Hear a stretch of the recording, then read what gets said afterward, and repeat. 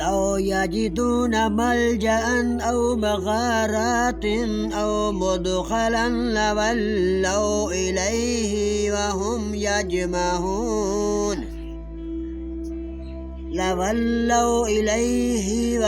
يجمحون اگر یہ کوئی بچاؤ کی جگہ یا کوئی غار یا کوئی بھی سر گھسانے کی جگہ پالیں تو ابھی اس طرح لگام توڑ کر الٹے بھاگ جائیں گے۔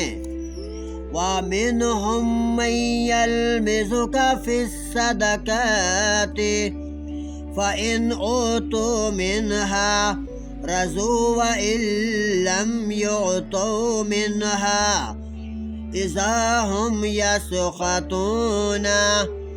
ان میں وہ بھی ہے جو خیراتی جو مال کی تقسیم کے بارے میں آپ پر عیب رکھتے ہیں، اگر انہیں اس میں سے کچھ حصہ مل جائے تو خوش ہو جاتے ہیں، اگر اس میں سے ان کو نہ ملے تو فوراً ہی اپنے آپ کو بگاڑ لیتے ہیں۔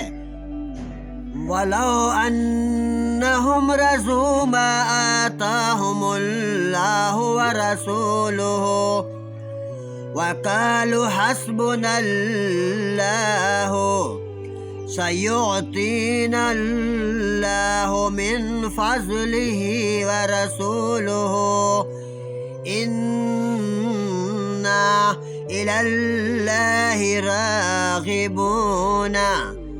اگر یہ لوگ اللہ اور رسول پاک صلی اللہ علیہ وسلم کے دیے ہوئے پر خوش رہتے اور اللہ ہمیں کافی ہے، اللہ ہمیں اپنے فضل سے دے گا اور اس کا رسول بھی، ہم تو اللہ کی ذات سے ہی توقع رکھتے ہیں۔ انما الصدقات للفقراء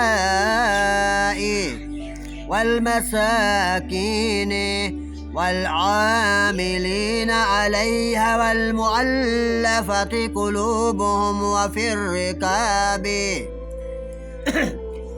الرقاب والغارمین وفی سبیل اللہ وابن السبیل فریضۃ من اللہ واللہ علیم حکیم۔